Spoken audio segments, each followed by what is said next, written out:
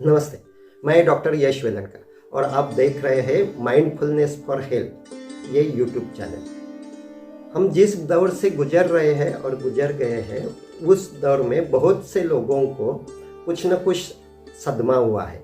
कई लोगों ने अपने रिलेटिव्स को, फ्रेंड्स को खोया है।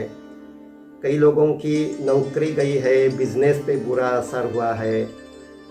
ये जो कुछ सदमे होते हैं, ट्रॉमा होते हैं, उसका असर अपने शरीर पे और मन पे भी रहता है और उस असर के कारण बहुत सी शारीरिक बीमारियां भी हो सकती है।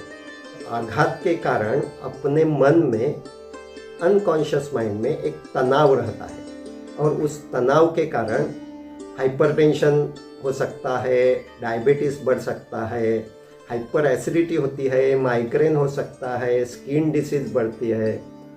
ऐसी बहुत सी शारीरिक बीमारियां इस आघातोत्तर तनाव के कारण हो सकती है। ऐसा इमोशनल सदमा होने के कारण मन में वही विचार बार बार आते हैं, तो उन विचारों से भाग जाने के लिए आदमी शराब का सहारा लेता है या स्मोकिंग करने लगता है या खुद को डिस्ट्रैक्ट करने के लिए हमेशा मोबाइल पे रहने लगता है।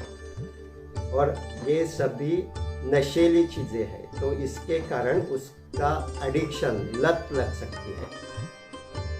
साक्षी ध्यान, करुणा ध्यान, इसकी प्रैक्टिस उन्होंने अगर शुरू की तो ये जो बुरे असर शरीर और मन पे होते हैं वो प्रिवेंट हो सकते हैं। सदमे के कारण जो कुछ इमोशनल डिसऑर्डर होते हैं, उसके तरह तरह के सिम्टम्स होते हैं।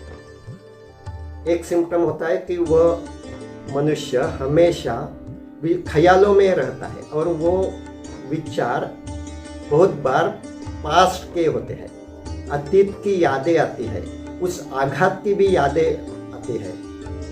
वो इमेजेस दिखाई देते हैं, ही सपने दिखाई देते हैं और उसके कारण डर पैदा होने से नींद भी ठीक तरह से नहीं लगती। उस व्यक्ति की पर्सनैलिटी थी वो चेंज हो जाती है। वो बार बार उसे गुस्सा होता है, इरिटेशन होता है, छोटी छोटी चीज़ के कारण वो भड़क जाता है। उसे जो कुछ पहले जो जिन चीज़ों में आनंद था, वो बहुत ही एंजॉय करता था, अब उसे वो एंजॉयबल नहीं रहती। वो अकेला अकेला रहने लगता है, दोस्तों से गपशप नहीं करता। अगर कोई मिलने आया तो वो कम्युनिकेशन में उसका ध्यान ही नहीं रहता। वो बार बार ट्रांस में जाता है, अपने ही ख्यालों में गुम हो जाता है। उसके भूख में बदलाव होते हैं। एक तो बहुत खाने लगता है या उसे खाने की इच्छा ही नहीं होती। उसके सेक्स लाइफ में बदलाव होते हैं।